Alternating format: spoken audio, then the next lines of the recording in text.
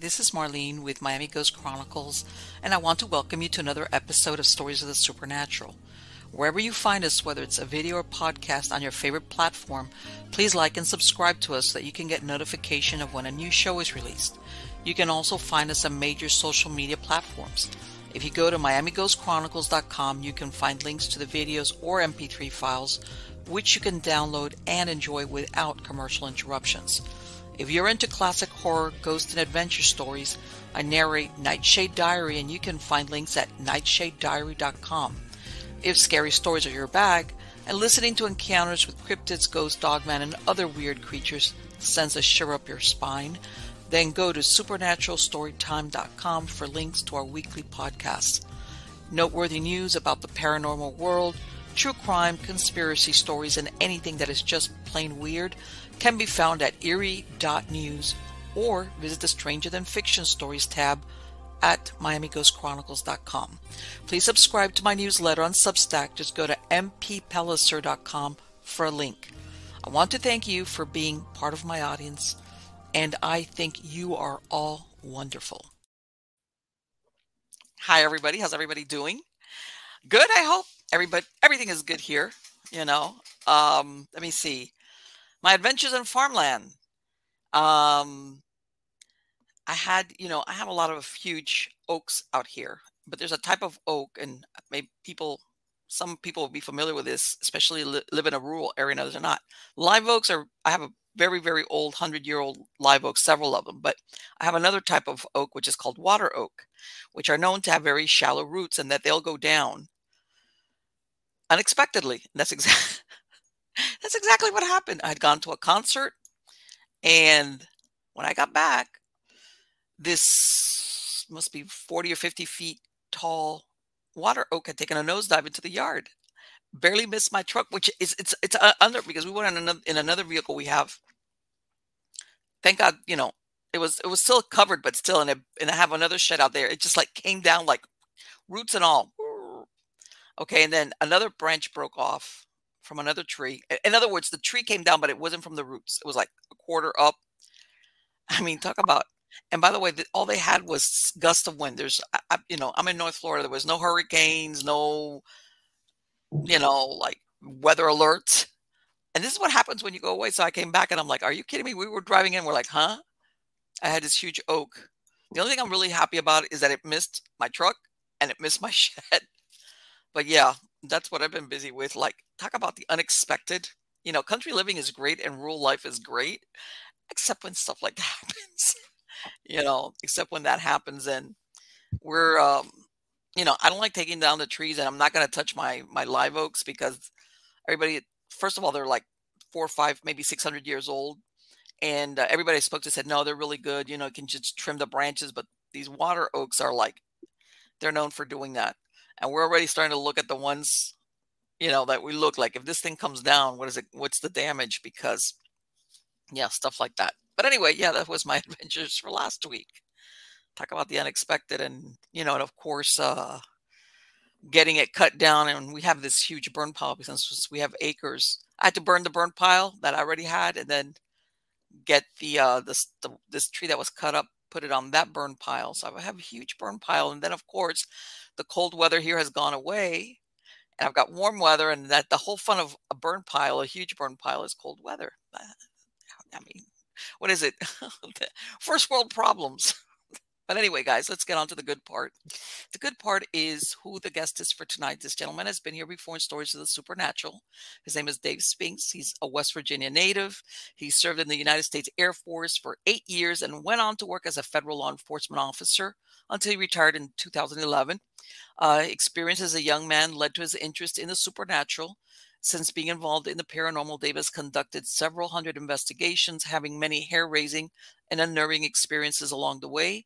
He is well known for his knowledge of all things strange in West Virginia and has investigated many of the most famous cases in the state, including the Greenbrier Ghost haunting and the Flatwoods Monster UFO case. Dave is a frequent guest on radio, television, and at conferences, and he just told me he just released a book now in October of 2022, only a few months ago, titled West Virginia Dogmen. Help me welcome him back. How are you doing, Dave? Good. Hey, thanks for having me. On the contrary, it's my pleasure. You know what? It was so funny when you told me that you had written that Dogman, because the other day I was writing an article about this is something that happened in the 60s in the UK, which is not really known for per se Dogmen, but where they some boys discovered they're called the Hexham heads. They had dug up, I don't know if you've heard of them. They were like little balls, okay, Mm-hmm. that are carved. All right. Supposedly, when they bring these little etched heads, they say they're about the size of a tennis ball. They start having weird stuff happen in the house. Blah blah blah blah. Uh, even the neighbors started having, but the neighbors next door, the parents where the kids lived, paranormal stuff is happening, like poltergeist activity. Mm-hmm.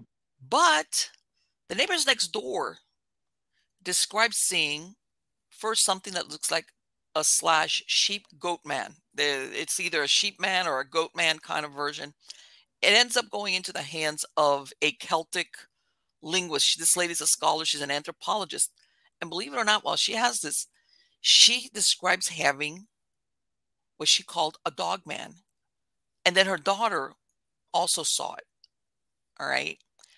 And it was like, in this whole thing, now remember, the last lady who's a scholar, she's a very well recognized, like, credible witness. How's that? She was given these heads to study them because as an artifact, because they were dug up and they were thinking, this is dating back during the Roman occupation of the UK. And Mm-hmm. she looks up and she sees the exact description that we have of dogmen nowadays. And then a few days later or something, she comes back and her daughter sees this thing jump the banister of the stairs of their house and go into the back. And as a matter of fact, she stayed in her room until her parents got back. She was a teenager then. All right. And then it Mm-hmm. tied into that back at the turn of the century, there's been no wolves in the UK for a very long time. They started getting all these livestock, because that area is like a rural area of the UK in what they call Aldenstone or Hexham, which, by the way, I found out Hex is the word for witch, a Saxon word for witch. And back around 1904, they had all these livestock being killed, like slaughtered Mm-hmm. and eaten. And they started thinking a wolf, but of course there have been no wolves. And there was some guy out there that had a young wolf that got away, and they were thinking, where did this wolf come from? Finally, they found the carcass of a large wolf, like it had been hit by the train, and the guy that kept the wolf said, "That's not my wolf, it's too old." Anyway, bottom line, the slaughter of the livestock stopped. Where this wolf came from, nobody knows. That is. And for some reason, this event 60 years later got tied into this dog man. In other words, that it was cursed. In other words, it was like some type of Celtic curse from the from the turn Mm-hmm. of the century dating back. And I thought Mm-hmm. that was fascinating because I hadn't really heard. And I was wondering, I was going to ask you, when you started working on these dogman research, I mean, I know a lot of people think of the dogman like as Bigfoot as like a real solid animal, for lack of a better Mm-hmm. word. But have you come across stories where it's solid, but at the same time it's tied into maybe some type of cursed land or cursed family or anything like that? Yeah, in Europe alone, werewolf type creatures or dogman type creatures date way back. And in some of my research, I discovered that even in early tales, like explorers such as Christopher Columbus and other famous explorers were said to have seen these dogman tribes, and these dogman creatures were in there. They numbered into the hundreds, but they lived way back in these very way back rural mountainous areas, and they were known to eat men and everything else, and they were Okay. considered very dangerous creatures. And there was supposedly a whole race of these creatures, and some of them actually were. I can't remember the name of the king off the top of my head that I found in the research, but they were said to have traded with this one particular king. For they would trade things for weapons and food and different things, And one of the most startling accounts I found was that Saint Christopher of all people was said Right. to have been a werewolf. Right. I've heard And of that. he was sorry for his evil doings upon man and wanted to repent and everything. And God took favor upon him and turned him into a human. And there's even there's a few famous paintings of this, of him as a dog man wearing the saintly clothes and everything. And then another picture of him as a human, where after God transformed him into a human. So when you read, and these accounts go way back for hundreds and hundreds of years, even thousands of years, um, and even in modern times, if you subscribe to the ancient alien theories, there are what they call 20 and backers, right? And these are people that are said to have been trained as young children to go and fight various bad alien species around the Hmm. galaxy. And one of those races are these dogmen type creatures. If you watch the Gaia channel at all, they talk about it recently on episode 5. I can't remember what season it is, but they actually talk about some of these 20 and backers that have gone and fought these creatures. And they said it was really strange because they were the ones that this one particular man had talked about. Only one type of weapon could kill these things, and it was a large 50 caliber rifle, because they were sort of mechanical and Really? living tissue creatures. So very strange indeed. These reports and these accounts from various people from generations dating way back for thousands of years up into modern That times. is So incredible. so and there's let's face it, when you watch the Hollywood werewolf, the old saying says if you get bitten by one or scratched by one, you eventually turn into one on the first full moon after you've been bitten. So that Hmm. that's more of the Hollywood side. Now there's all kinds of other accounts and stories from various cultural backgrounds, like you were talking about these artifacts that carry this curse, and if you Right. possess this artifact, you will become a walking canid type creature that eats flesh to survive. So Yeah. you always got to take everything with a grain of salt. But when you look, the ones that really fascinate me a lot are the ancient accounts, because people didn't really they only drew and wrote about what they saw.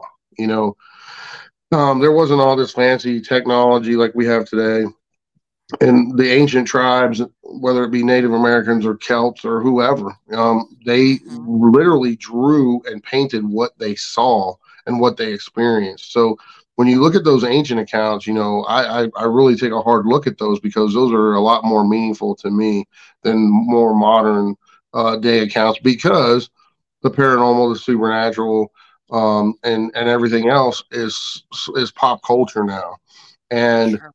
people are looking to get famous. They're looking to Oh for no, their back big then they took movement, it very seriously. It was right? like, So I mean, that to them that was straight pure evil, and they were right, dealing you with the didn't mess devil, around with that. No. right? They didn't even like talking about it, because in their viewpoint, it brought that closer to them. But at That's the same time, they would send out large hunting parties, just like you said in England. That's a true fact. They hunted wolves to extinction, and they mm, virtually did that here in the United States too.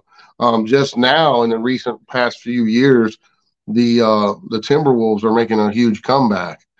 right. Because of the fear factor of wolves. Wolves would, when wolves hunt in packs, they will kill people. In the old days, I'm sure they did, Sure. and they were massive. They're not just little. They're not like you're just average sized German Shepherd. Wolves are way bigger than a German Shepherd, and they are vicious. They're also beautiful creatures, and they're part of the food chain. And you know, Yeah, but they hunt in packs and they can take down humans, or and of course they can take down oh larger yeah, animals. oh yeah, they So, take down moose and elk that weigh 1,300 pounds or more, mhm, and eat them, because that's just what they do. But then you go to the supernatural side of things when it comes to wolves and everything, and that's fascinating too. If you talk about the hellhounds, there's a lot of traditions here in West Virginia that talk about these black dogs. There's also a white one they call the white thing, and I felt like I actually saw one of those years ago coming home from work. okay. But um, They got the hellhound stories, you make a deal with the devil, and then when the devil comes to collect, he sends his hellhounds to drag you to hell. And it's all supernatural related. And there's a lot of accounts here, especially on the border of Maryland and West Virginia. There's famous signs up where this one little community was having all their animals eaten, and people were attacked by this black vicious dog. So they hired this famous local hunter to go out and track this thing and hunt it. He found it. He took a shot at it. He knows he hit the thing, but the bullets went right through it, and it didn't do a thing to it. So that's a supernatural account. And he was so distraught that he left and told them what happened and never came back. And on occasion here in West Virginia, I get reports sent to me. Hey, I was driving to work one early morning, and I saw the biggest black. It was not a dog; it was a wolf cross the road right in front of me. So you know, there's all kinds of accounts going on about these strange type of creatures, and it's pretty fascinating stuff. Whether it's Well, you know what? Bigfoot. That's exactly what you described right there. Back in 1904, these people they were losing so much livestock Hmm. that they were bringing their animals indoors, and they put together a committee. Like with the townspeople. That's how wigged out they were. Oh yeah. Like Hmm. we're gonna go out there. They hired, like what you said, a big game hunter. First of all, they brought hounds. The hounds wouldn't track. Okay, which you would think if it was a regular wolf, wherever it came from, God knows they would track it. The Hmm. animal wouldn't track, the dog wouldn't track on it. They Yep. brought in a big game guy, known for his hunting. He kept saying, "Hey, I've seen it far away," but he would take shot, and he could never, like, it was one of those things that never got it. So he left with egg on Hmm. his face. And there was again people were basically hysterical when you start bringing in Hmm. livestock into your house. That means, and Yeah. again, with the death of this wolf that got hit by the train, supposedly it stopped. But there's, again, like you said, that air of supernatural. Like this was Hmm. more than just a regular animal Hmm. that was killing so many animals. Because if you think, okay, well, how much can it eat? A lone wolf, you know, Hmm. and that there was something there that they just couldn't track it. They couldn't find it. They were finding they were seeing something was killing that livestock. But and then it makes you wonder, like, what was really going on there, exactly like what you described, that there's something Yeah. otherworldly about it. Yeah, I've got a lot of accounts in my book, just here in West Virginia of people. Like there was one from the 50s. This guy was a bread truck. He delivered bread, to the grocery stores and stuff. So he'd have to leave really early in the morning, 3, 4 in the morning, Okay. and he was on his way to a delivery.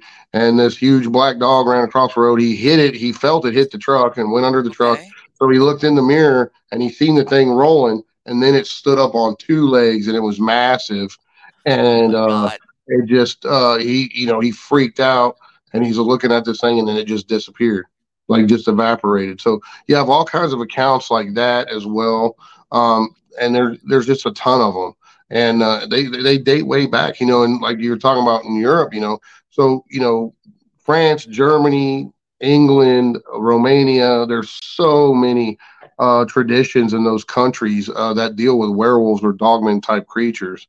And of course, a lot of those people migrated here to the U.S. Sure. Early on in early days, and they brought those traditions and folklores with them. So, of course, it stands to reason that you know these maybe cursed families that have these curses are experiencing these things. Then you have to take a whole nother aspect into effect, and that is Native American traditions and folklore that talk about shapeshifters. Yes. People that can witch doctors or shaman in those tribes that are dealing with bad juju or bad energy, and they're considered Yes. bad shamans or bad witch doctors, whatever wording you want to use, Hmm. are delving into the dark arts, so to speak, and they actually can take the form of anything they want once they become fully engulfed in their spell work and everything. So. But there's always a catch. They have to murder someone in the tribe or someone in their family to get that. It's a blood ritual, and it's all an evil doing, and become are able to shapeshift into those type of creatures. So Well, it's yeah, pretty. Some of it's pretty. there's like a And this, family, like mm-hmm, you said, like a lineage thing. mm-hmm. So, Hey, well, and a lot of it's pretty dark and creepy too, man, when you yeah, really yeah, get no, in and and that's dive what I'm deep into saying. it. That there's the version of the dog man, which is it's like an animal, just an animal. Like let's not nothing supernatural, kind of in a way, weird, unusual. Like where did it come from? But Hmm. there's another version which there's like an overlap. Like yeah, it's physical, but the appearances or disappearances or experiences with them have some type of paranormal flavor to it. And of course, Hmm. you've heard of this thing that Skinwalker Ranch, where the family that was living there in the 90s, one of the first encounters they have there is with this large wolf-like Hmm. animal that's not Which scared of that's them. right, which that's a huge Native American area, right? So Yes. stands to reason it could have been a shapeshifter, could have been a skinwalker, could have been numerous things. And the natives said the local natives there don't even like going in that area because of the bad juju or bad energy in that area, and they, it's very bad, and they stay away from it. So, Right. That you yeah, know, that's from before the hype, that it got the recognition. From what I understand historically, that area that was like the place where you don't go there. Don't yep. go there. Well, Native Uh, Americans are known for being able to read the land, read the energies of a yeah. location, and they actually, they go to those places of good energy on purpose because they want to have good energy. They want to thrive in Mhm. their lives and be able to hunt and fish and do what they do. So they would migrate to those areas, and they are very good at finding. They knew, hey, that's a bad area. We don't go over there. We go over here. So and that's all around the world, whether it's Aborigines or ancient Yes. North American Native Americans or countless other tribes around the world, Celts and everybody else. So, Right. But what's really funny though is that Native Americans, once they recognized that an area had something bad or something bad, they left it alone. They didn't go investigating. It wasn't like, right, oh, let's yeah, find out what it is, or let's have a no, they were like, don't go to that forest, that mountain, that river, that lake, stay hmm away from it, oh and yeah, don't even talk about it. oh Contrary yeah. to what Most people do tribes they don't even nowadays. want. Yeah, most tribes won't even talk with you about it because Yes. they feel that if they talk about it, brings it closer to them, and they don't want nothing to do with it. So, Right. In other words, you by know, talking about it, it's gonna they're gonna get attention from whatever that entity is, whether absolutely, yep. it's and let me ask you, when as far as the because there's people that think that the transformation of humans, like the werewolf is like a human into a wolf, and then or the werewolf, and then the dog man is totally apart. This is like a creature, this is what it is all the time. Hmm. Yeah. you know So yeah, there's different theories on that stuff. Um, it's very hard to make that decipher that. So but there is research. You can research it out there, and there's definitely a distinct difference in dogmen versus werewolf type creatures. And they talk about that. You know, the original story is this king and his two sons uh, killed this kid or this man and as an offering to Zeus and fed it to Mhm. Zeus. And Zeus, once he realized that they killed this person and fed it to him, he got really agitated and he turned them into werewolves. So, Okay. because he's like, you can't do that. You don't kill, we don't eat people. So, Right. and that's an old ancient story too. And I talk a little bit about that in my book. So there's so many ways you can run down the rabbit hole with these creatures, but it's also at the same time, it's fascinating because there are these accounts and these stories go way back into human history. And even today, there are actual werewolf cults out there that Really. think they are werewolves. There's people out there that think they come from a wolf lineage of beings and they fully practice and believe that they are werewolves. And they're active to this day and they're all over the world. Let me and it begs do they eat, are they cannibals? I hate to say it, but nowadays anything is possible, you know that, right? Yeah, you got that right. And who knows what they do in the away from the public eyes. But For sure. I wrote a little bit about that in my book too. And one thing's for sure is that the werewolf legacies and the dogman legacies and stories are never going to go away. They've been around since early man, and they're not stopping. So there's accounts Right. reported every day. There's a lot of researchers and investigators out there putting the time and work into these things, into these cases. So it's pretty interesting stuff. I was wondering, this is something when I was doing the research, Linda Godfrey, she wrote, which she passed away Hmm. last year, she wrote the Beast of Bray Road, and she's, wrote a slew of books about, Hmm. um, and one of the books, I want to say it came out in '06 and '07. She talks about how close to that area in Wisconsin where the Beast of Bray Road was sighted, on this ranch, they discovered like a four like a basically, they think it might have been a like a pedestal under a thing, but basically it was carved with a face. It looked like a human wolf face. How's that? Okay. Hmm. Almost like, maybe at one point it was, I don't know if this is the right word, like the top of a column, and maybe it was repurposed and they found it like half buried in that ranch that she knew of. And then they found a couple more, right? Hmm. And she was saying, why would anybody use this carving, you know, from the Hmm. turn of the century, and they were looking at like the way the concrete was poured and everything. That's why they were saying there was probably around 1900 that it was done. That was such an unusual thing to put into the carving or decoration of what would be the top of a column, which is it was like a wolf, but not a wolf head. It was a wolf man face. All right. Well, like we said, there's those modern day. I would consider that a more modern day wolf cult situation because it was done Right. with modern concrete and so on and so forth. So yeah, I mean these things are out there alive, and what Well, these things are out there. Even there's military units. The Nazis had a whole wolf unit, werewolf type unit they call dog soldiers, and so same with some. There's some Native American tribes as well, and there's actually some criminal organizations that that I wrote really. about that use dogmen or werewolf type titles who actually believe they are from a werewolf lineage and everything else. So it's pretty fascinating stuff.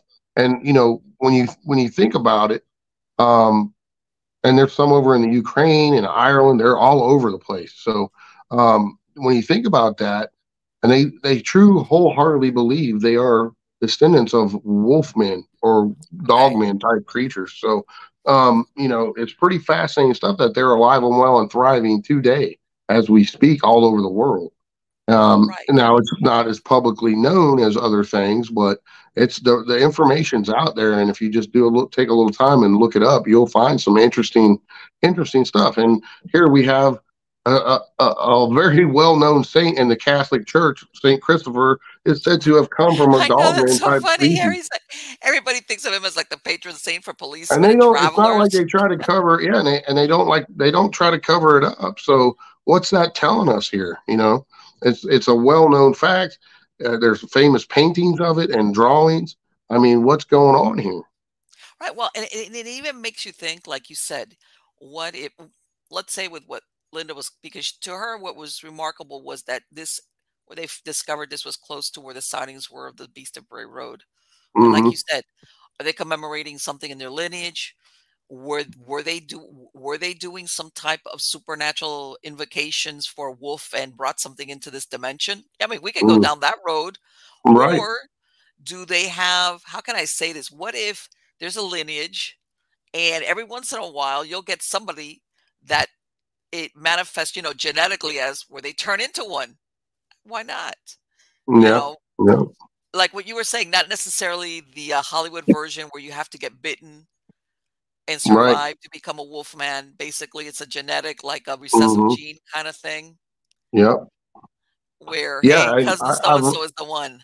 Right, and I wrote about that too. There's several different ways. Some believe it's, in your genetics, and some believe you have to be bitten by one or Hmm. both. So, it's just fascinating stuff, and it's one of the more weird kind of a taboo topic out there a little bit. But, you know, when you talk about black dogs, devil dogs, hellhounds, and werewolves, I kind of jumbled it all together because I think it's all interrelated in some way, shape, or form. So, you know, just to do a small book on it here in just the West Virginia accounts that I know Hmm. of, and then the ones I've actually investigated. And and here's another thing: some of the reports I've investigated in sightings are from well-to-do people that are. I'll just give you an example. One of them is a prosecuting attorney in a county here in West Virginia. So, Okay. when you got someone of that caliber coming out saying, "Man, I know what I saw. This was what it was, and it wasn't Bigfoot. It wasn't nothing. It was a straight up 8 foot tall wolf looking creature standing on two legs." So, you have to step back and say, wait a minute, this guy has a lot to lose by coming out saying this. Sure. Why is he wouldn't make this up? Something really changed his life. And by him having this encounter that he feels the inherent need to come out and talk about it. So, you know, Right. Yeah, he's so putting a lot on the line, his you're reputation. right. I mean, come on, you think about that. And that's the same with any of these strange creature sightings with law enforcement officers and various people in the community that have had these encounters, school teachers, doctors, lawyers, whatever.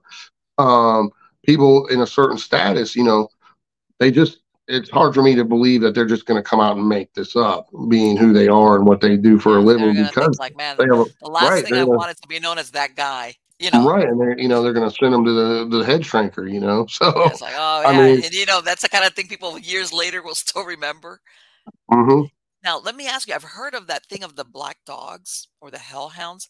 I've heard of sightings, especially in the South around like crossroads, where there was a thing as far as black magic or the devil and coming to hmm claim you, Well, and yeah, that's a sightings of famous black dogs story. at Well, there's a crossroads. famous story about the musician Robert Johnson. So he made a deal with the devil at the crossroads to become a famous musician, and he did. Um, they said he was an average player when he was first hanging around. He disappeared for a while, and it was said he went down to Mississippi to the crossroads, made a deal with the devil, and when he came back, he was a phenomenal musician and singer. And then if you look up any of the stuff, he was like hailed as all that back in the day, right? So, Right. and then, however, and he wrote that famous song, "The Hellhounds on My Trail" or whatever it's called, but it has to do with the hellhounds coming to collect his soul for the Right. devil Yeah. because, and it's pretty spooky stuff if you think about it. So, Sure.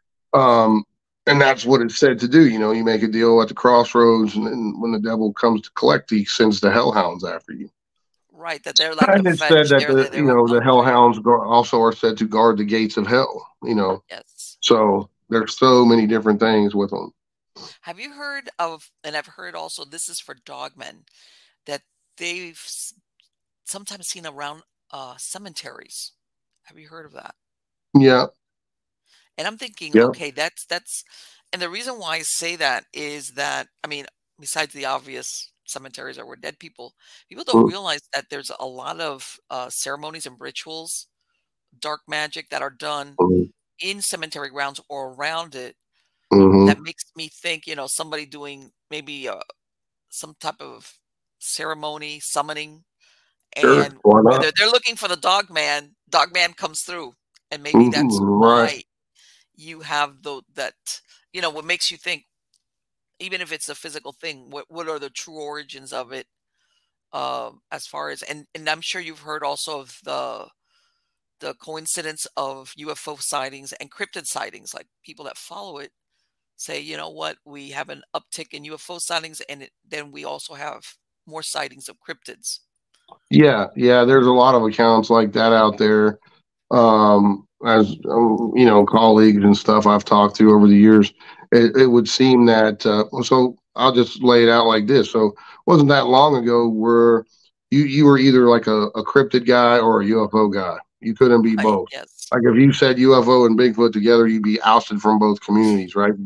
However, Sacrilege. Yeah. right, so as an investigator, you're really not doing your due diligence if you're not researching everything and investigating from outside the box, looking in and looking at all aspects. Well, it wasn't long before some people started doing that. I was one of them, and other folks out there.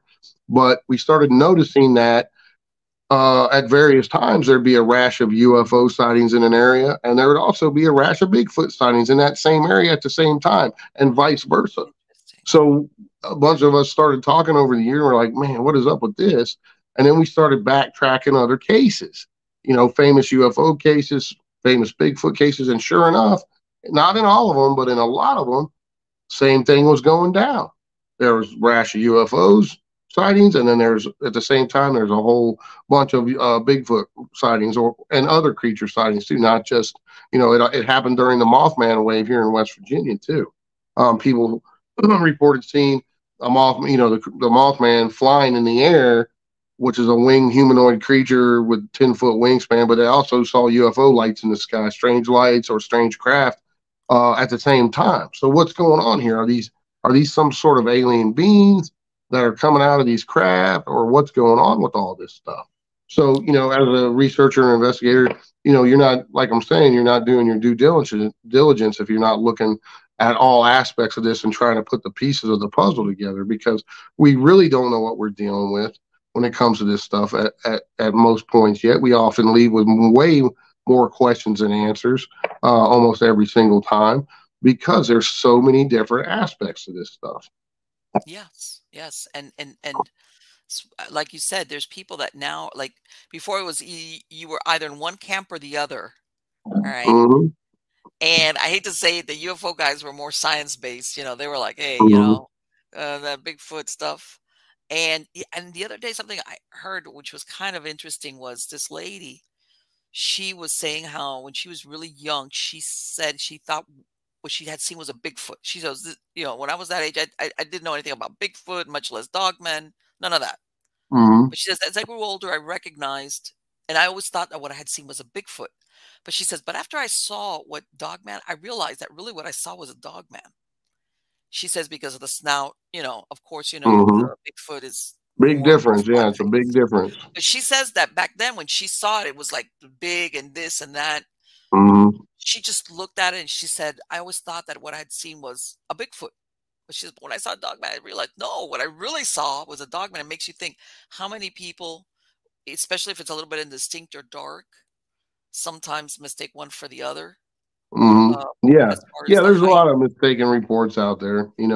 What people could have saw was a Bigfoot, but they thought they saw a Bigfoot, but it was really a dog man or whatever. A lot of times these people see a bear will stand on two legs too.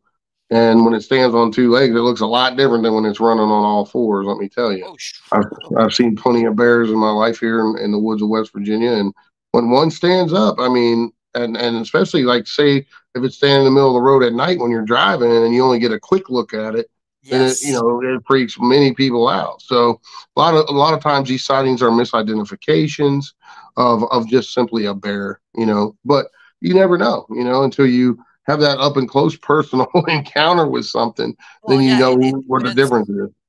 white, when and you hear a lot of dogman sightings sometimes having to do with roadkill, or Hmm. there people were like, no, it's not that I thought, like in other words, it wasn't fuzzy. I could distinctly see what I saw. In other words, not Hmm. mistaking it for something else. Um, and I tell everybody, you know, the thing is that, and that's another thing, which I know there's a lot of people out there that don't say their stories because it really believe it or not, contrary, I think some people could see a Bigfoot and it would wig them out, like, but I think that a lot of people when they see what's a werewolf or a dog man, it kind of does something to their shift in reality worse than if they saw Bigfoot. Like Well, everything I cannot. mean, yeah, of course it would, because we have all been, in my opinion, we've all been brainwashed to think a certain way, that these things don't exist, when in fact Yes. they're discovering new species on this planet almost daily. Hmm. Most of the world's oceans have been barely explored, and they're finding new land animals almost all, weekly. So, you know, I would cut myself short before I said, well, these things just don't exist, because the Kraken was thought to be a myth by all these old Yes. sailor stories and accounts. And lo and behold, wasn't that long ago, Japanese sailors caught a 65-foot giant squid. If that's not the Kraken, I don't know what is. I mean, that's Yes. massive. And you know what? So, When those back in the 15th, 16th century, when these galleons, everybody thought that these sailors were just making stuff up. When they would talk about these sea uh, monsters and the right. Kraken. It's like, no, Hmm. or they would describe what looked like a they're like, oh, okay, these guys are exaggerating. They've been out at sea too long, kind of thing. And come to Yeah. find out, they do exist. They're very Well, deep yeah, it was water, like that but they one do fish exist. that prehistoric fish they thought was to be extinct, but it's not. They've recently caught some alive and well, specimens of it. So there's stuff out there. I mean, there's stuff all over the place that we have a lot of woods in this world left, not as much as we should, but we're cutting them down at a rapid rate. But and the oceans, I mean, there's stuff that's hiding. I mean, that's just Sure. look at the Amazon rainforest. Oh, There's there's places for them temples. to hide. There's plenty of Yeah, places and there's for there's temples them down to there. hide. They can see the tops of them sticking out of the trees, but they can't get to them because it's so rural and so hard to get to. I mean, it Yes. would take them months to go through there. So who knows what's hiding in those jungles too? There's been reports of 100-foot giant snakes down there Yes. for centuries, and that eat men, that eat people. Right, And because I've different. heard these snakes don't have a finite, how they have certain species that the most they'll grow is X, but from what I understand, I don't know if it's the boa or the python or which one, that they have no finite. They'll keep growing as Yeah, long as like they're alive. anacondas too. The Anacondas anaconda, yeah, they get massive. And then yes. every now and then you'll see a story in the news where a person was eaten by one of these things, and that's Yes. true. It's not fake. It's real. Yes. I've seen pictures even in the down there where you're at in Florida Everglades of these Yes. massive boas that got out that That are were breeding big. like crazy. They're They had a eating, python hunt last yeah, and year. they ate full size alligators like it was nothing. Yeah. 8 foot alligator. No, well, obviously because of the Everglades, the environment, they thrive in it, but they grow quick. Hmm. That they had that python hunt that they put a 1 week where they were paying people to bring in these snakes because there's so many of them and they grow that basically they're doing a number on the ecology the Hmm. of the Everglades. Yeah, they're There's eating no other, everything in sight. yes, everything, including the alligators in some cases, Yeah. depending on the size of the alligator. So yeah, Hmm. no, the and the thing as I don't know if you've heard of this, that that they're well, I don't, when I say considering, for all I know, they already did it. What they did in Jurassic Park, where they basically they want to, I don't want to say clone or create the dodo and the what's that other, the Tasmanian, the two species that were basically brought to extinction by man. Hmm. They say that they can re-engineer them. You know how in Jurassic Park they basically put it together from, they're saying that they want to do it, which means probably they already did it.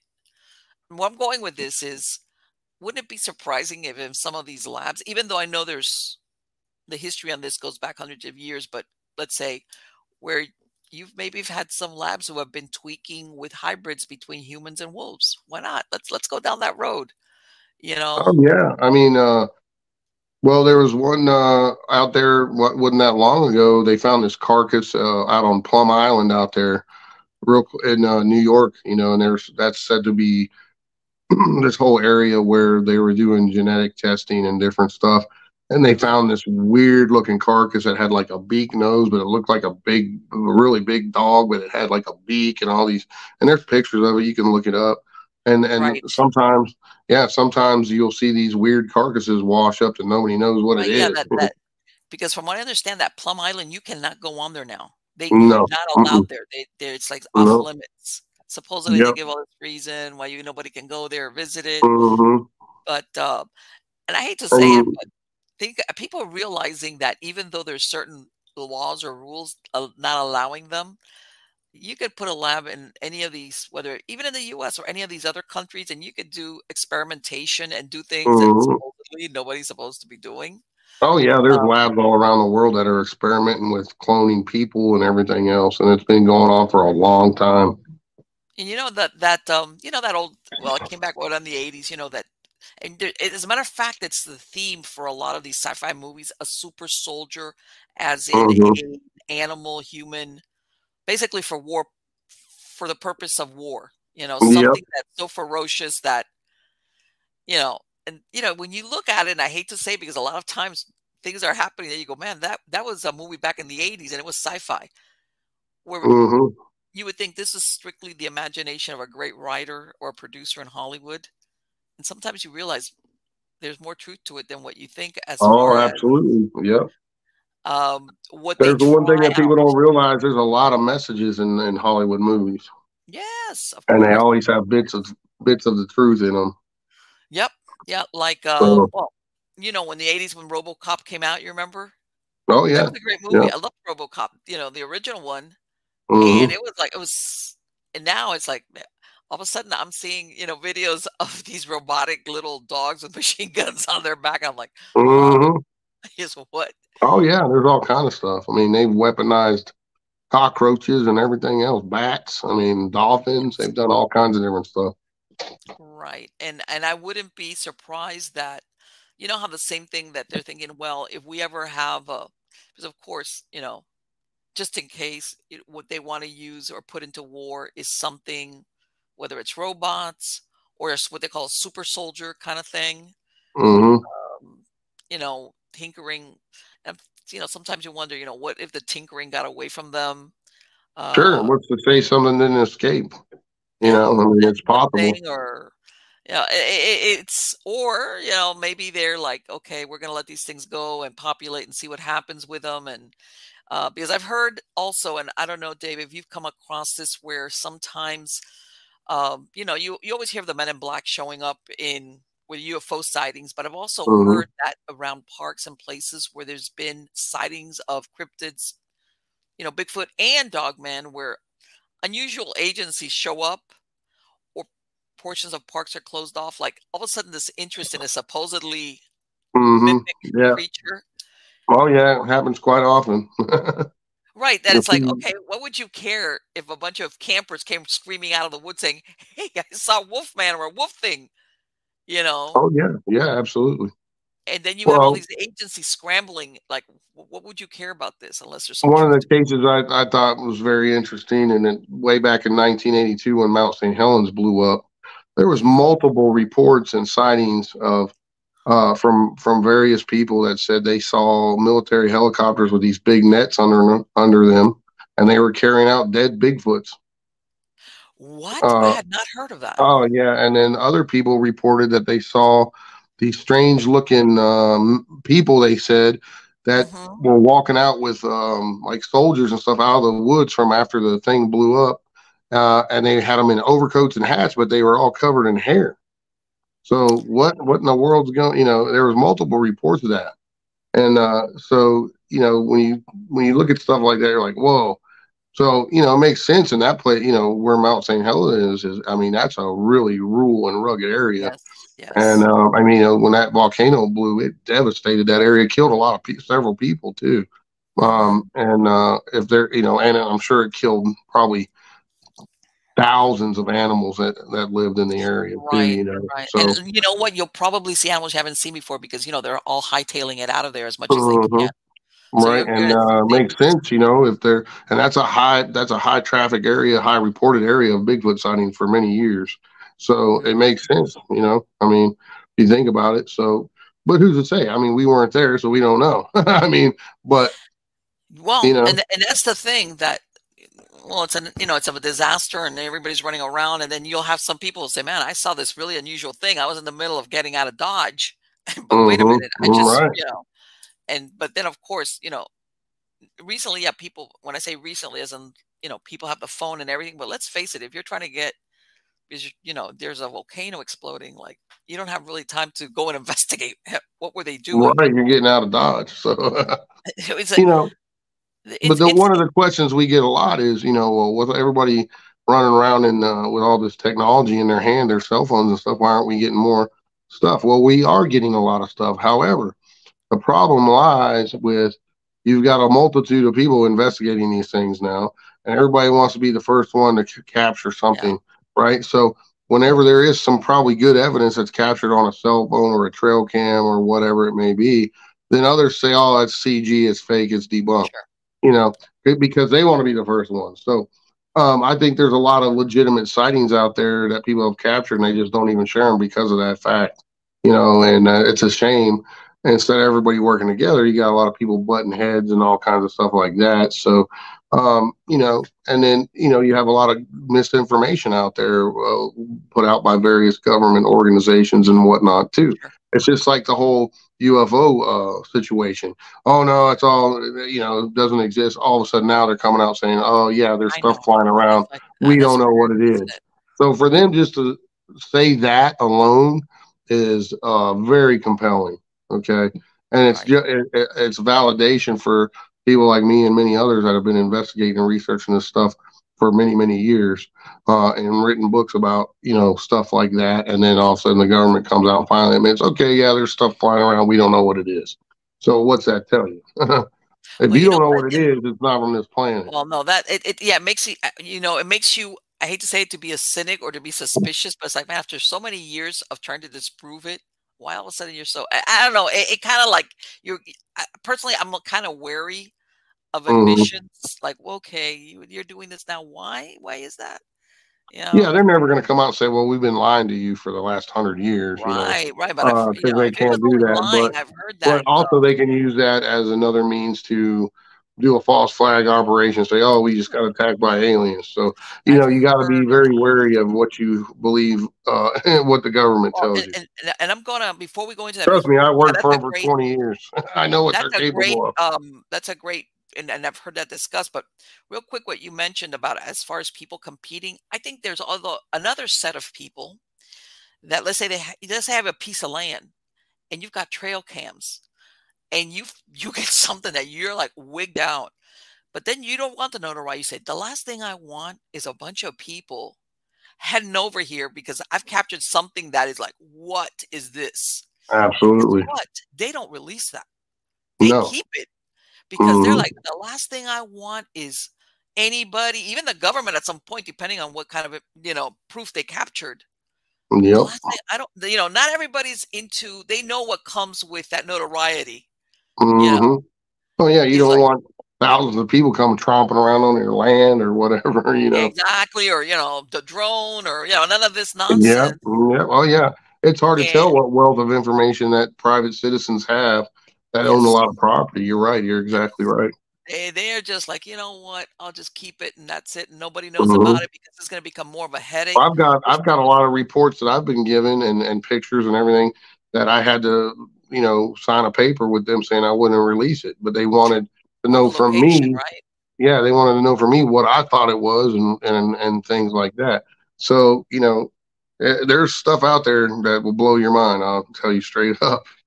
Well, you For know what? you know, Mac Brazel, that cowboy, the one that originally back in Roswell, later on, from what I found out, he was really sorry. He said that he was sorry. He said he ever came forward with that hmm evidence because it kind of like it. well, yeah, He was affected. His they family was discredited him affected. and they tried to ruin him and everything Yeah, because they yeah. didn't, and they threatened his family and everybody else that was involved with death. And it's one of the greatest discoveries of mankind. He thought he was doing. He thought it was. He was. In other words, his mind was not ever thinking of what the repercussions were going to be for him and for his family afterwards. Right. And to Yeah, me, that's what makes it even more legit because yeah, he was thinking, "Oh my God, I got to report this to the military because this is not from sure, here." yeah. And From but what I understand, that weather balloon. They said that other weather balloons had gone down on that ranch where he was manager, and that he knew what a yeah, weather balloon was. In other oh yeah, words, he knew what it was. Yeah, absolutely, he knew the and difference. yeah, exactly. And now getting back to what you were talking about as far as the false flags and the things of the that all of a sudden, uh, even people in the government have all been either abductees or contactees, or they've cited as like, whoa, whoa, whoa, whoa, what you guys have been, basically, like you said, in some cases they've tried to make legitimate figures in the ufology field like look like crackpots, and now Hmm. you all want to be one of the crackpots. What happened? Why is everybody now Right.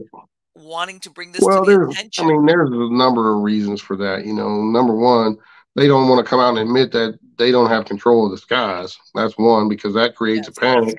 That can Oh yeah. create a panic saying, "Oh my God, what do you mean there's beings from another reality or another galaxy or whatever that Yeah. can do whatever they want to us at any time?" Because see, it all goes back to the whole narrative that we've been basically brainwashed for many generations through the church and through the way we've been brought up Sure. that we're the only intelligent beings in the universe. I don't buy that for 1 second. No, of course not. I think a lot of people And realize I that. believe in God. That's not the issue. The issue Right. is there, and mathematically, it's pretty much been proven that there's so many planets out there that could support intelligent life like us, or even more intelligent than us, more advanced than us, that there are as grains of sand on a beach. I mean, and they're finding with the new telescopes they've sent out into space, they're finding Earth-like planets almost daily. It's unreal.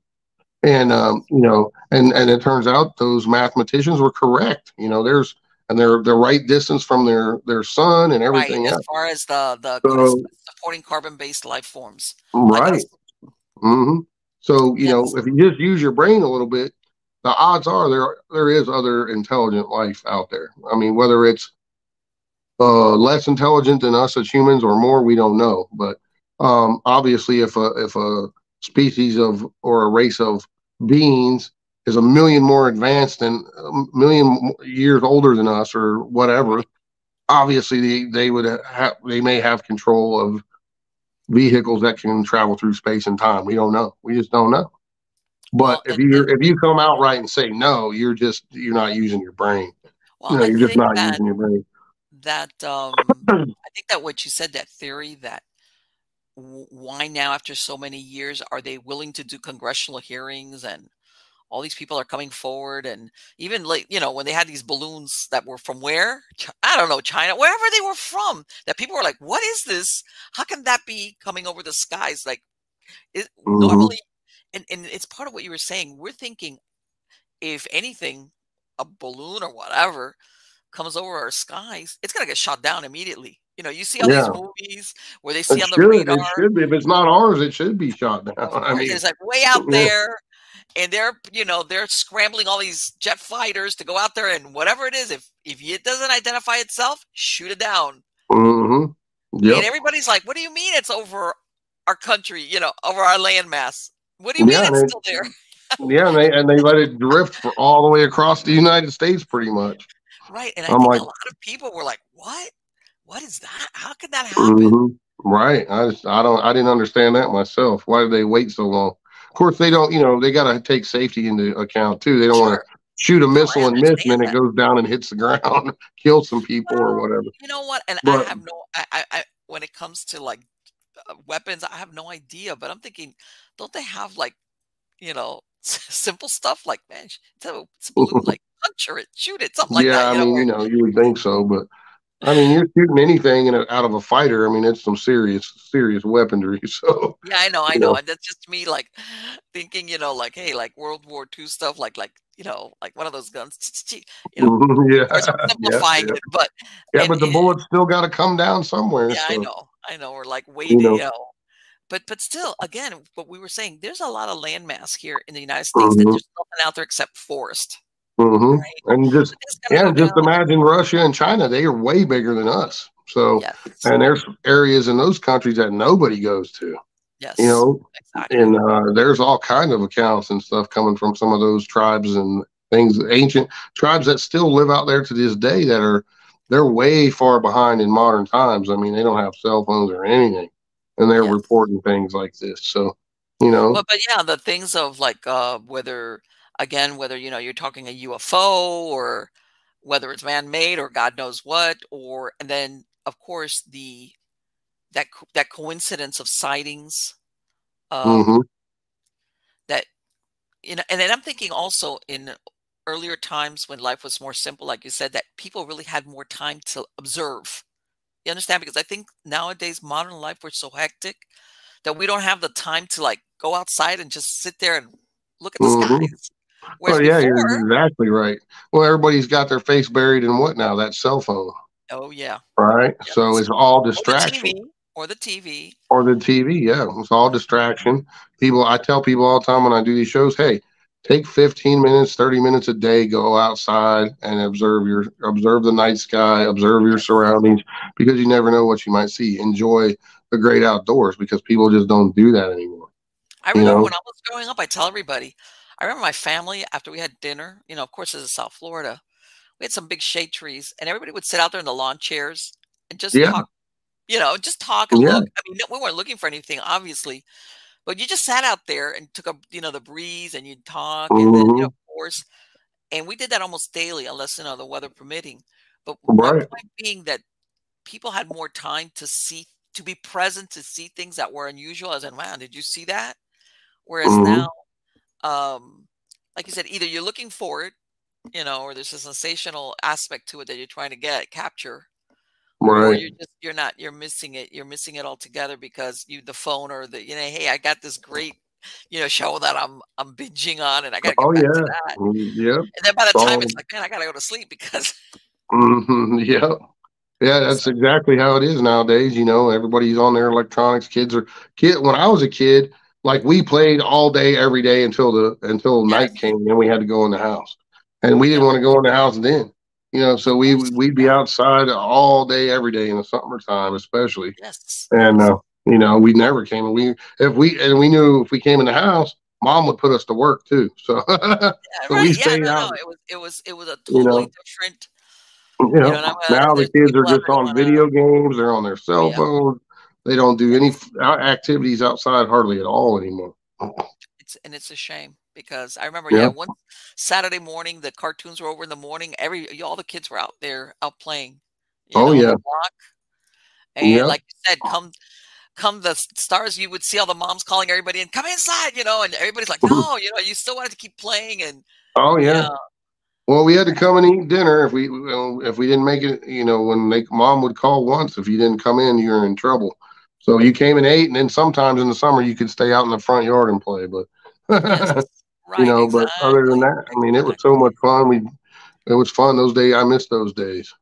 Sure, sure. People don't realize, and contrary to what people think, you didn't feel deprived as a kid. It was like No. great. Yep.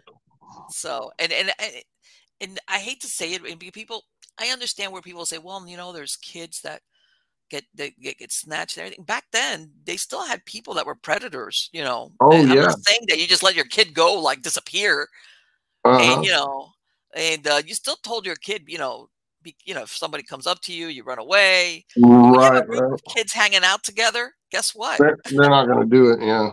They're not going to do it. Or if there's some dum-dum, there's somebody else is going to grab them and go, you crazy? Where are you going? Come on, let's get Yeah, out of here I quick. still remember when they first started putting kids' pictures on the milk cartons, Yeah. and Yeah. I just thought that was crazy that there's people snatching kids, you know, Mm, but it was a real thing yep. Yep. It back in was the '70s and early '80s.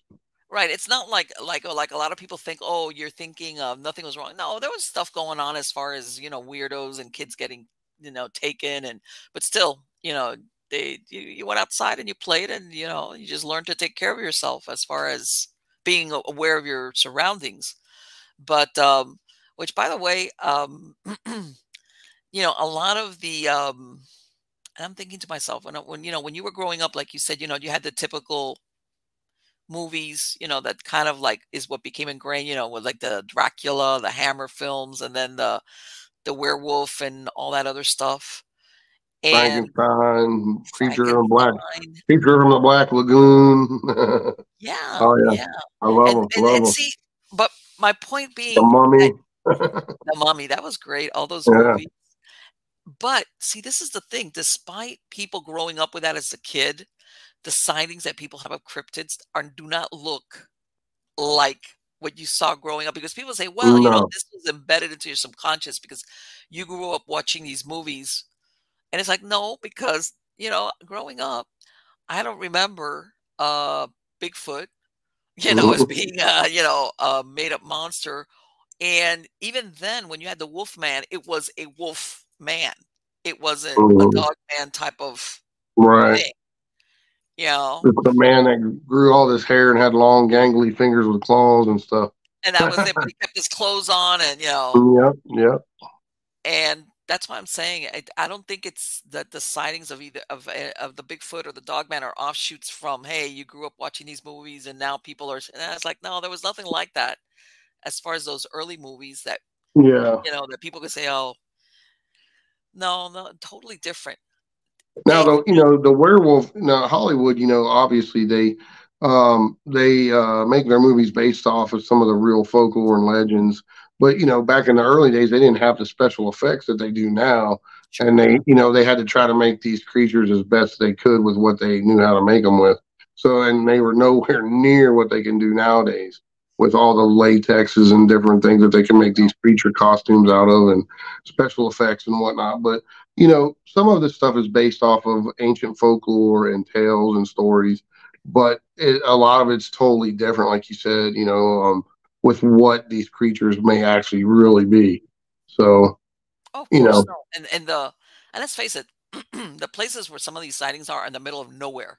Who is going to mhm, be out there in a high-end costume to right. be seen by hopefully somebody? And I'm going to give you, I'm going to tell my story, and Well, unfortunately, my there's audience. people that will go out in the woods and film stuff to try to get famous, like I said. But Uh, if you look at the original footage of the Patterson Gimlin film, yeah, okay, and that was, I think, what, 67 or whatever. That was before I was even born.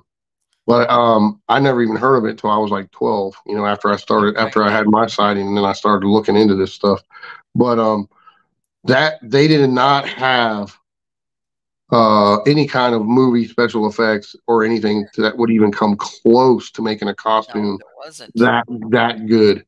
And I mean, you can see muscle striations in that creature as it's walking, and you can see the muscles flex and everything. And it was a female, and she had Yeah, breasts. that's right. That's the So, thing that's so and the unusual. only thing they had was these old cheap monkey suits, and you Yes. could totally tell the difference in that.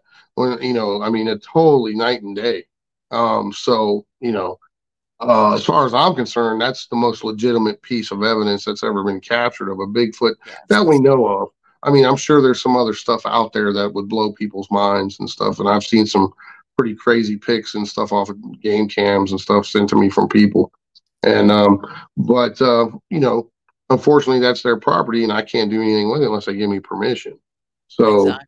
you know, recordings wise, I've got some of my own recordings and other recordings that have been sent to me that were, that we sent off and had analyzed by vocal experts in the wildlife regime, and said they came back as not any known creature on this planet. Right. And So they can when you get stuff now like with that, computers, they can cross-reference these right? recordings, And they you know. measure the hertz and the vocal patterns and everything else. So, when you get some that's good hard evidence to me. So, when I got a wildlife expert of 40, 50 years tell me that's something from not anything we've ever documented on this planet before.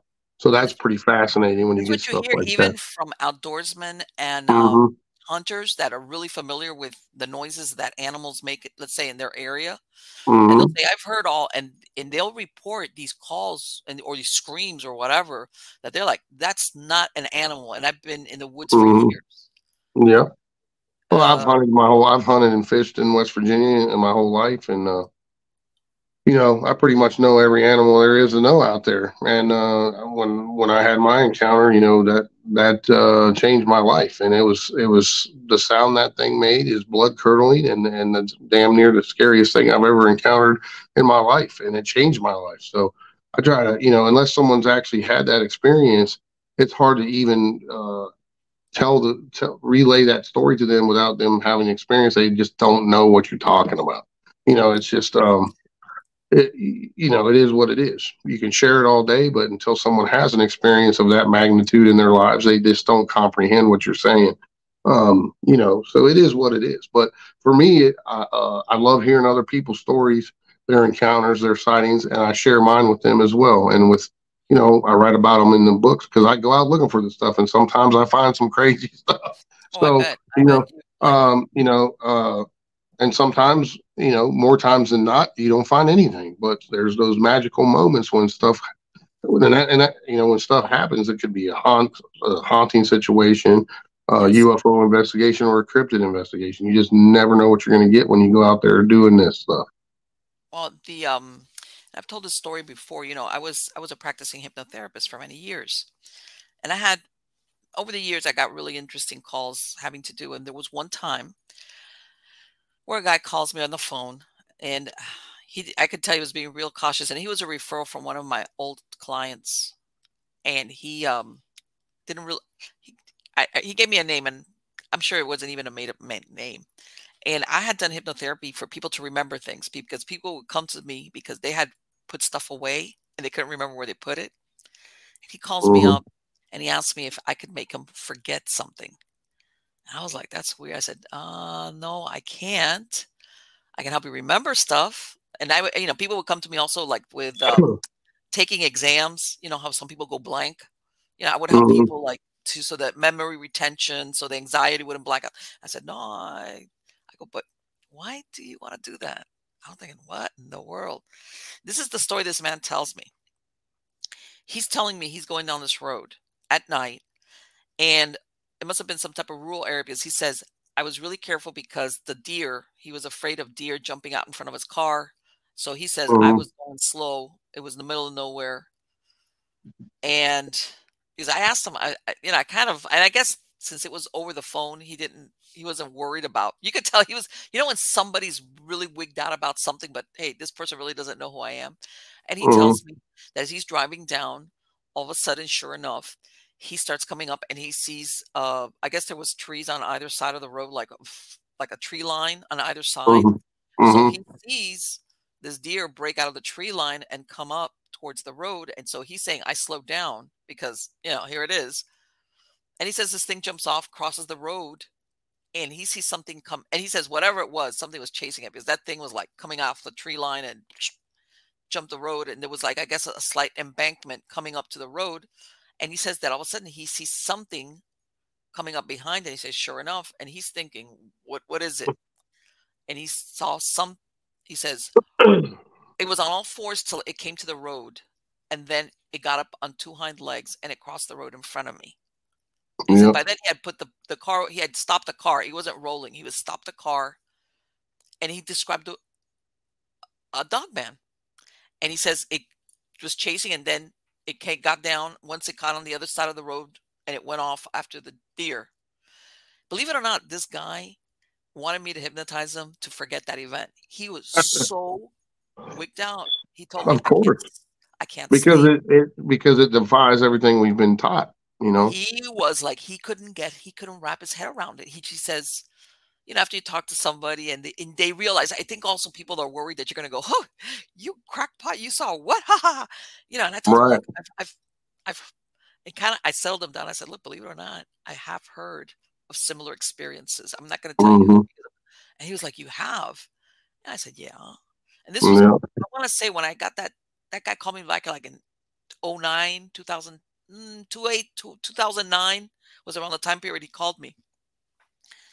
And you could see almost a sigh of relief, like, what, you've heard of this? Like people seeing stuff like this? I go, yes. I go, I Mm-hmm. have. I can't tell you exactly, but it's not like you're like, and he's like, Mo, and he's like talking about this guy was having, his reality had shifted so hard for him Mm-hmm. When that you have an experience like that, it's life changing. And he that's the was like, reason and I that made do him what I do. forget. And Right. you know what? He wanted to go back to the person he had been before he saw that. In other words, I want to go back to that bliss where something Mm-hmm. like that, you only see it in a movie. Mm-hmm. Well, Because what's the main factor here? Fear is a very powerful tool, right? Fear, the unknown is, and people, have reported like some of these military members that have had these, that were part of these special teams that would go out and recover these downed UFOs. Old Clifford Stone, the Sergeant Clifford Stone, was a member of one of those units, and he talked about how several of his friends committed suicide after they had gone out and done that because they realize now everything they taught was a lie. Everything they've been taught was an outright lie, and they couldn't handle the truth that, hey, there's other unknown species out there, of sure, intelligent beings, yeah, like and they this, just there's one else out there. they killed themselves, Yes. and it's happened many many times. When people have it's a life changing experience, some kind of encounter or sighting, and it defies everything they've ever been taught, Yes. with whether Yes. it's religious in their religious beliefs or Hmm. their everyday lives. Some people just have a major mental breakdown because of it, and that's one of the, I think, that is one of the reasons why the government doesn't come out and tell the whole truth on these things. They've been drip feeding it to us for many years through movies and other things like that.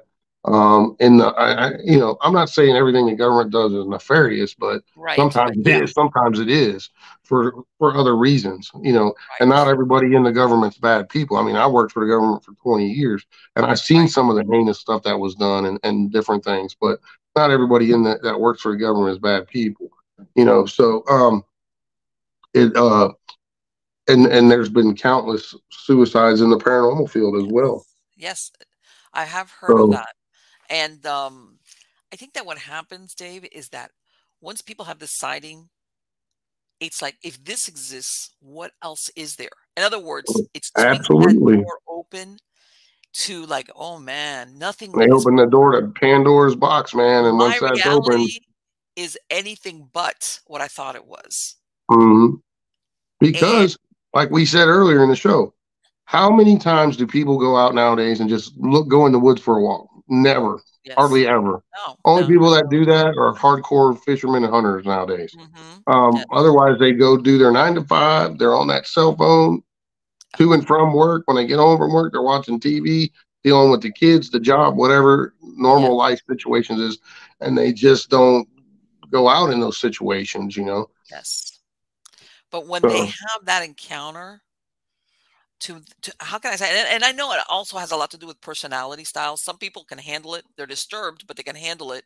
And then there's hmm others that it's like, okay, like, in other words, my world, the way the construct that I have in my head, so I can function, is now so totally like that. I can't. I don't like what is any of this that I've been brought up to believe. Is it really real? What else is out right, there? I mean, it's like, yeah, when your mind doesn't stop, and I think that's right. What else what's have we driving. not been told about that they know about?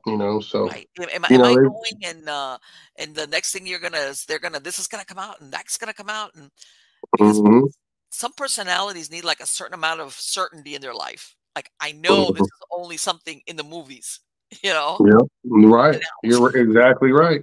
Some people are just not built to handle something like yes. of that magnitude. So, And whether, like you were saying, maybe they're building up to that eventually, some type of disclosure for us, maybe afraid that we're gonna go, huh? What?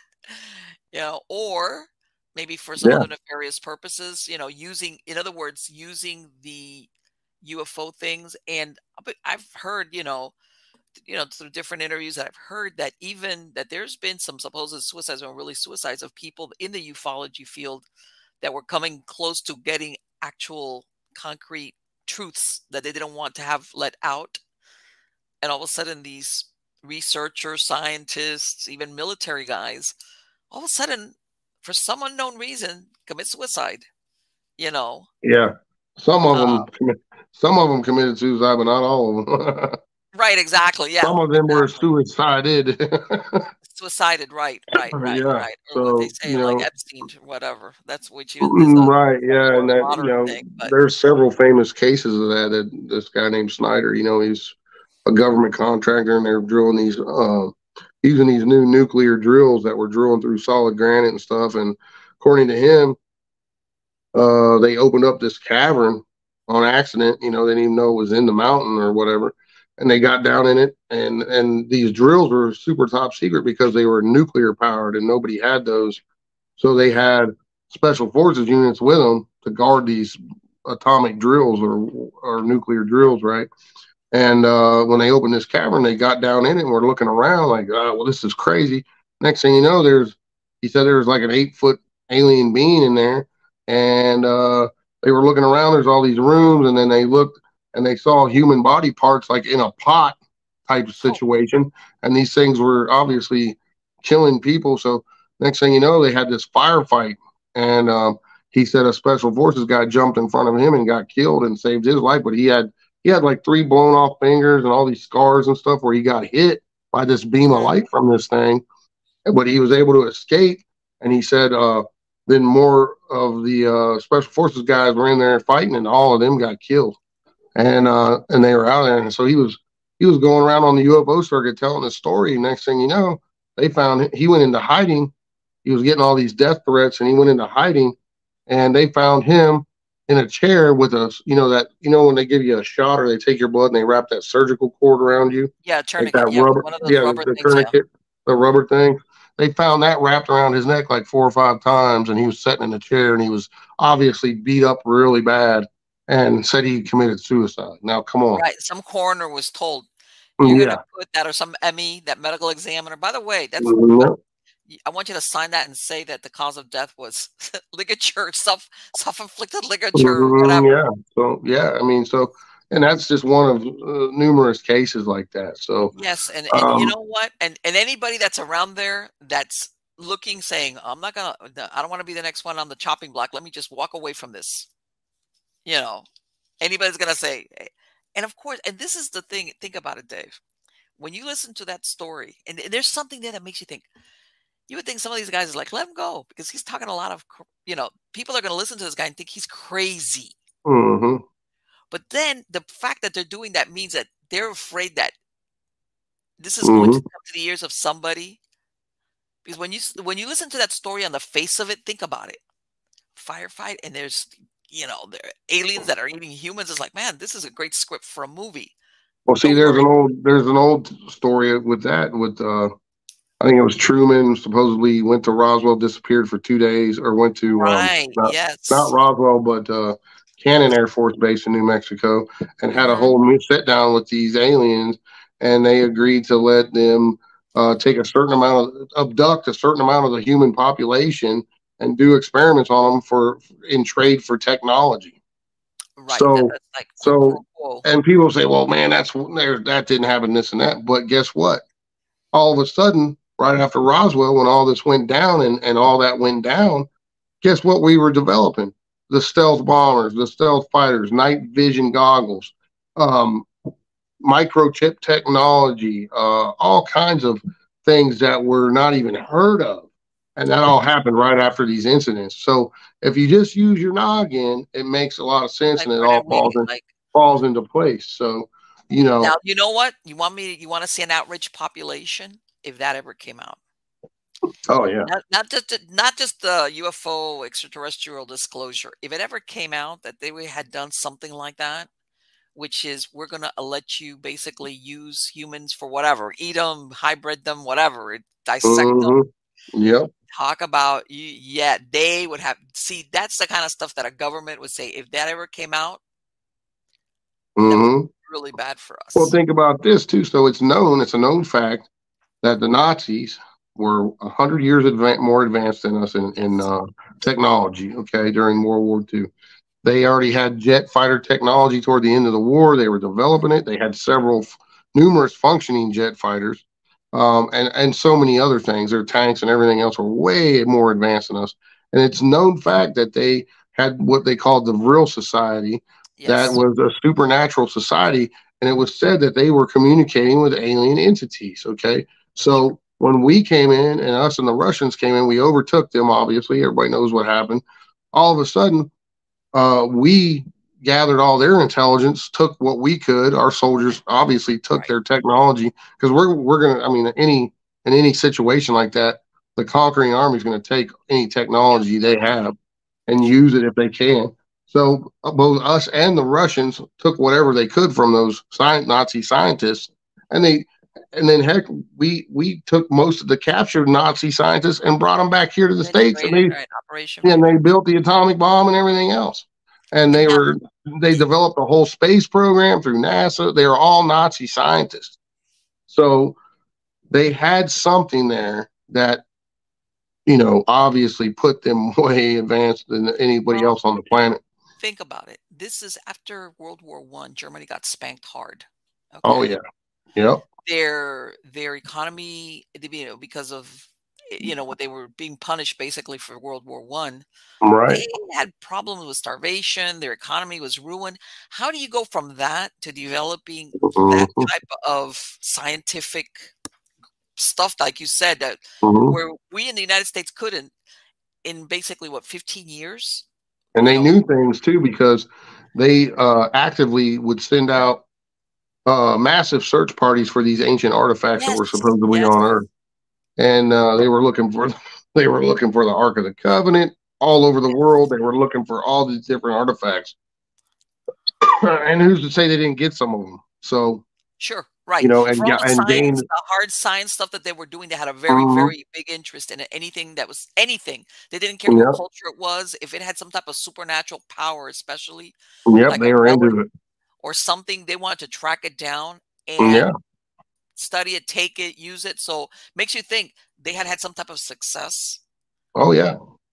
with some type of artifact or whatever or Yeah. It's instruction. fascinating stuff, and It then it is. makes sense that it just carried on through us, and then we gained that knowledge of how to communicate with these ETs or whatever they were, and then therefore we struck a deal with them and took over from where the Yeah. Nazis did. So, And let me tell you something. That would be. Can you imagine that part of? Yeah, part of what we got with Operation Paperclip was the ability to basically set up a communication line with these, and then it makes you mhm. think.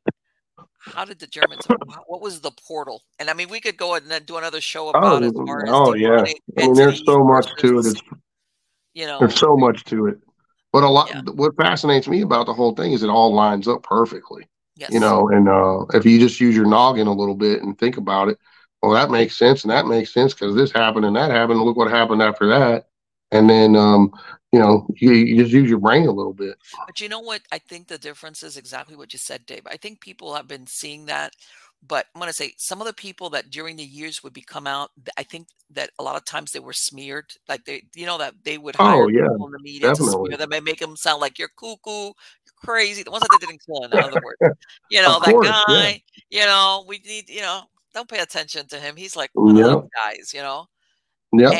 But now people and the other rest of the population was like, no, the government would never do that. No, you know, and now people are like be saying, wait a minute, I hate to think of it, but yeah, they could do something like that. Well, and they've pitched the narrative for so many generations when it comes to the world's major religions. If you don't do this, this, and this, guess what? Your Yes, soul's going to burn in hell. And what yes, is that? That's fear. That's a powerful of tool. course. And if you've done it for so many generations, and Yes, you're taught that as a young child, you're basically brainwashed to say, hey, oh my God, I got to do this, or I'm gonna be in the fires of eternal hell. And I just don't, for me personally, I just don't buy that, because I believe in God. I believe in a higher spiritual being and good intent in people, and that's really all you have to do to be in good graces. If you have good sure, intentions and you don't hurt people intentionally, exactly. um, you don't have to donate a third of your salary to the church, and you don't have to go to a mainstream church where you see the main preacher driving around in a Lamborghini, while you're sitting there struggling to buy groceries. Exactly. I think it was a brainwashing technique that dates back to the Anunnaki people, the ancient beings that supposedly came here. It's a draconian system. We're all under in this world a draconian system where it's about money, power, and greed, and it's controlled And by that's how you higher control. Yeah, intelligent beings. And then they they have their were. human cronies that carry out their mission, for them. I don't want to say it was Egypt because it wasn't Egypt, but it was another ancient civilization. I can't remember which one. They were going and they found some temple artifacts. And of course, that in these civilizations, the priests, Atlantis. it was no. It was like an actual, whether you believe in Atlantis, it was somewhere in the Middle East. It was one like Canaanite. Well, I don't know. I don't know. It was one of Yeah. these ancient civilizations. They found the temple and the artifacts and everything. And in those times, the priest class was just as powerful as the rulers. And they had Hmm. found that where they had these statues of whatever their idols were, which were very big, and the ones that were, they would make it so that they could put in a fire so that smoke would come out the nostrils of the statue. In other words, all these statues in the temples and things were made to look so that when the regular person came in there and Oh you yeah, sneezed they and trick them. Yeah. smoke blows out the nostrils of the Hmm. statue and all these things that people are like, oh. And of course they use that across the board because like you said, the fear Yeah, they and actually cut tubes into some of those, and they can make noises and right, growl and all kinds of stuff, and they and act like all that you've pissed stuff. off of the gods. Now you're in big trouble. right, or you better make an offering, or guess Uh-huh. what? Your crops are gonna like. Yeah. So So yeah, trickery and all that has been used for thousands of years. sure, sure. And you get people scared enough and like, like I said, whether it's in the afterlife, whether it's your soul, or for example, they said like the Druids, back in the even pre-Roman times, when they existed, the class of the Druids they were like basically the judges, the priests. And around Halloween, they would do this thing where they would go, we call it Halloween, but it was an important date for them in their calendar. It's a winter solstice usually. Right. They would go, it was either they would go house to house begging for stuff, with things.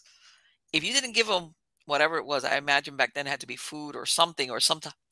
Guess what? The fear was, something could happen to your crops. They could burn down, or your cows could get sick, or your livestock. And I'm thinking to Hmm. myself, and by the way, the Druids were exempt from military service and from a lot of the laws. Yeah. And it wasn't only just the afterlife that you could be in trouble with. It could be your present living, which would go south if you didn't, if you weren't on board with with whoever was currently, basically maneuvering or in charge of the religious aspect of whatever it was, Oh the yeah, absolutely. civilization, the pound, whatever. Anyway, Dave, it has been absolutely wonderful to talk to you. And I could You keep talking too. to you. Well, are you planning any new books, anything for 2023 or what? Well, yeah, I'm planning on releasing my West Virginia Hauntings Volume 2, and Mhm. probably 3 because they're pretty much both done. Probably a new Bigfoot book come out sometime this year, Okay. called The Monongahela Monster. And lots of events I'll be speaking at around the country this year. Okay. I'm in the middle of updating all that right now. That'll be out in the next day or two on my website. My Okay. website's www.davespinks.paranormalinvestigator.com. You can get all my books off of Amazon or in my Okay. store, Dave Spinks World of Weird here in Richwood, West Virginia. If you haven't ever been to the store, I highly recommend it. I call it my 8,000 square feet of paranormal madness and metaphysical madness because we have my girlfriend and I. She has crystals in there, sage, everything you need. Okay. We're getting some more. We're going to be having ghost hunting equipment for sale in there very soon. But we have T-shirts, hats, all my books, movies I'm in, other paranormal movies, my friends' Okay. books that are authors like such as Stan Gordon, Lyle Blackburn, Ken Gerhard, Johnny Mhm. Zathis, many more authors of the paranormal and people that have been doing this a long, long time. And then we have local artisans that make merchandise for us. Okay. Everything from Bigfoot clocks to you name it, man. We got toys for kids, alien bendies and Bigfoot bendies, and we have real Native American stuff in there like necklaces and And um, then not from China, right? nothing from China. No. No, well, no, no, no. I'm talking about the Native American, that they Yeah, say, we have the real deal. We have a couple of shaman friends from different tribes that make us various medicine bags, oh, necklaces, wow. and pouches, and all kinds of cool stuff in there. We have some authentic drums that are made out of bear skin and deer skin in there. Like, I Um, have my all, drum right up here, and nobody can see it, but I still have my drum. mhm. That drum is about 15 years old. It's a very Oh yeah. simple drum, but it's not it's man-made. It's not manufactured in a factory. Okay. Mhm. But yeah. Yeah, we have Um, stickers, you name it. We got a bunch of different cool stuff. It's all monster, cryptid related, haunting related, and UFO related in the store. So I have a Zoltar in there. I have a 9.5 foot tall dog man and an 8.5 foot tall Bigfoot that were the Bigfoot was made for me for the store. okay. Just really cool stuff and more coming. That We is have great. our second MonsterCon event is at the store April 28th, 29th, and 30th here in Richwood. We'll have guest speakers such as Stan Gordon. Um, let's see who else is coming. Barry Gaunt from the Night Stalkers from Kentucky. Eric Altman out of Southwest PA. Dr. Raymond Keller out of he's a PhD at West Virginia University. Writes all kind of UFO books. He used to hang out with Gray Barker and some of the OGs. They were shot teenage friends. Um, Ron Murphy will be speaking as well. Myself, Serenity Jenny, and then we have our local wild man, Wild Bill from Mountain Monsters will be hanging out at the store all day. So, Okay. when we have the That speakers is will be speaking in City Hall, we'll have Wild Bill at the store. There'll be tarot readings and all kinds of fun stuff going on, and Reiki healing and everything you can mhm. think of the whole weekend. Vendors from all over. Um, so the whole town gets involved too. It's a lot of fun. Like the restaurants make Bigfoot burgers and they serve. Oh, you're Uh, kidding, really? oh no, it's a That lot is of great. fun. We did our first one was last year and it went off really well. We had over 700 people from 7 states come. I think it's going to be double that this year, Yeah, if not yeah. more. People So are I mean, having they serve Braxy beer and Bigfoot beer and Sasquatch beer and Mothman beer in the restaurant. It's a lot of fun. of So and course. the local chill out grill store. It's like a Dairy Queen. They make Mothman avalanches and all kind of cool stuff. Oh my So god. it's a lot of fun, and we're growing it. We're growing it. So it's the store is awesome. Like I said, it's 8,000 square feet of everything you can think of in there, Of paranormal course. wise. We got a real Zoltar machine in there, all kind of cool stuff. Everybody does for those people that don't know, Zoltar is one of those fortune-telling machines that they used to Yeah. have in, carnivals and stuff like that. Oh, I love Zoltar. It's so cool. That is so cool. It is. And Thank you so my particular Zoltar is pretty cool because it's actually kind of a semi-famous one. It used to set out in front of the Excalibur Casino in Vegas for many, many years. Are you And serious? yeah, they were doing construction there, and some guy ran over it with a backhoe on accident. So I had been in contact with the people that make the Zoltars for years because I've been trying to get one.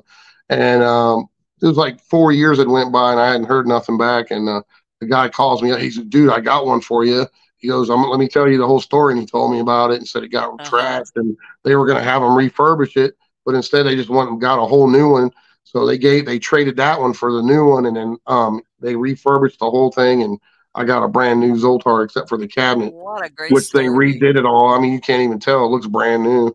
And I've got that sitting in my store and you can come and get your fortune Let me from tell you Zoltar. something, though. How long was it out there? If that Zoltar could talk, what would it say Oh, about yeah, what it man. It was out there saw? for years, they said. Yeah, years and years. Yeah, it So saw a lot it of even stuff. I had some. imagine. I still got some of the original Excalibur tickets from it, from the inside of it. Wow, that So is it's pretty cool. incredible. That is so neat. Again, what are the Yeah. dates on that again? That event? September, or I mean, I'm sorry, April 28th is VIP night. So you have to have a VIP ticket to hang out with all of the speakers, and we feed you and everything. And then you get front row seats to the speakers all day Saturday, and you get a T-shirt. So you get like a little swag bag Is with this it. like a weekend event or Yeah, it's a weekend event, and then okay, okay. Saturday all day, all the guest speakers will be speaking at City Hall, and you can come to the store and go to the restaurants, and it's the whole town's involved. And I don't know if we're going to do Sunday. I have to decide yet, but usually we do a 3 day for the vendors. But the vendors will be open all day Saturday too. So, Okay. um, so yeah, it's a lot of fun, and we're growing it. So That is fantastic. I wanna wish you the best of luck, and I will be following up with you when your other books come out. well, But it has appreciate been it. a pleasure to speak to you, Dave. Take care. All right, you too. See you next time. Bye-bye. Bye bye. Have a good night. Likewise. Wow. See, that's what I like to hear. Everybody's up to here when it comes to the COVID stuff of, all the cons, all the paracons, all the comic cons, everything was put in the no, it's not. Well, it wasn't even the back burner. They disappeared, and unfortunately, a lot of them never came back. Anything, all these events. It didn't even have to be as big as a Paracon or one of these con things, Comic Cons. Even smaller events got sidelined, wiped out. And I'm really happy to hear that these things are coming back because, believe it or not, besides sounds like a blast, people, this is where you network. This is where you network. And if he was closer, I would probably go to it, unfortunately, because I have so many animals and the feeding and everything, I can't be gone. Otherwise, I would love to go. And the truth is, I don't have anybody that I trust well enough to feed my animals the way they should. And you may think, well, how difficult can it be? Yeah, but it's one of those things.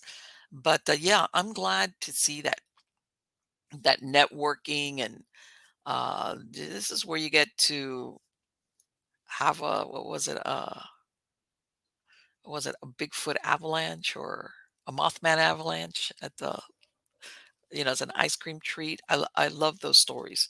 As a matter of fact, a couple of weeks ago, the day my water oak went down, I had gone to something here in Florida called the Strawberry Festival. And this is a 1 week festival that's been held here since the 1930s. And it only stopped for 6 years during World War II. And I want to say what I really liked about it, besides that it was like an open air festival, like that carnival, is that sometimes this stuff goes away. And there's kind of like, I want to say a certain nostalgia to it, where it was like you walk around and there's vendors and there's foods and there's funnel cakes. And of course, there was a lot of strawberries and everything that you could think of. As a matter of fact, here, oh, look what I happen to have on my desk. Wait a minute. Oh, wait, you can't see it. Let me see. There we go. Parksdale Farm Market. Okay, they're in Plant City, Florida. This is where the festival was at. And it's old-fashioned goodness. They're made of strawberry cookies. They're great. They're fantastic. Yes, this was something that I bought there. Say it's almost gone a week later, week and a half later. But yeah, I think that's great. Besides helping out the local economy and the local vendors, you actually get to walk around and you talk to people and they talk to you and you talk to vendors and you buy stuff that you cannot go to any chain store and buy it. You're not going to find it at any chain store. All right. In other words, this is not a mass production kind of thing. And I love that. I really, really, really love that. And that concept of, where you have a store and God, I, I would love to go. Maybe I can figure out some way, to get a couple of days and go up there to West Virginia in April. Maybe I got to do some logistics here. But anyway, guys, I really hope you like this show. I thought it was fascinating to speak to Dave because for a lot of people that might not be familiar with him, even though he's been a lot of shows and podcasts and everything, he's had his own personal encounters with the Bigfoot. He's been a paranormal investigator for many years. I mean, it's not strictly that he's done investigations into cryptids and UFOs. He's also had paranormal investigations. And at one time, one of the prior interviews that we did, we were talking about, he goes, yeah, there comes a time that people don't realize when you do paranormal work, you got to take time off. Okay. And this, I'm talking about ghost hunting. He says it gets so much that, and I mentioned this before, where you have to step back from it and not do anything with it and step back for months, he says, because it kind of, and I've mentioned this before, it bleeds over into your regular life. And all of a sudden, before you know it, you're ghost hunting or being asked about it 24/7. And it's like, that's not good because, and I don't know if some of you are familiar with it. One of the skin, everybody's really familiar now with the Skinwalker show that came out. I think it's in its third season or something like that. But prior to that, George Knapp and a couple of researchers had put out a book about the time they spent in there prior to the people that are there now, where they experienced something called a hitchhiker effect, where in essence, people that were there, scientists, even I've heard security personnel, that basically weren't really, they were just there doing, like I said, security. They weren't even, had started having things come home with them as far as poltergeist type activity. I understand some of them actually had sightings of very disturbing things happen to them. So much so that they even had personnel that at some point even refused to go back to the ranch. They didn't, it was like, I'm not going back there. I'm not going back there because what they experienced was so, in other words, it wasn't like, oh, I heard something drop in the kitchen. I wonder what that is. It could be anything. They had like very undeniable phenomena, um, either auditory stuff that they heard or felt in, or even saw, from what I understand. That point in case being that, that does happen when you do paranormal work. If you get too engrossed in it and you don't draw a boundary, a very strict boundary, because, and the reason why people don't realize is that, well, Even if I smudge myself or I do my prayers or I do protection and whatever, nothing. Stop. This is the thing. Even if you do that, when you're doing the paranormal work or after you finish a case, there's something on a vibrational, metaphysical level that when you are consumed with this, let's say at home, you're not actively on a case, you start vibrating a certain vibration where you kind of like draw these things in. Okay. Because there's no boundary. You don't stop thinking about it. You're like, um, you're not living your life. How's that? Especially when it comes to the dead, paranormal work. And you'll even hear about even people that are in ufology or to do cryptids or anything where once they really get into these fields, they realize, man, certain things start happening that before weren't happening. Before I got into this research, none of this was happening. And some of them realize, man, I got to step back a little bit from this and like let it ease away because basically you're vibrating on this level, on this metaphysical level that kind of is like a call out to have either bring in these things or manifest them or something. It's like you put out a little like light out there, like,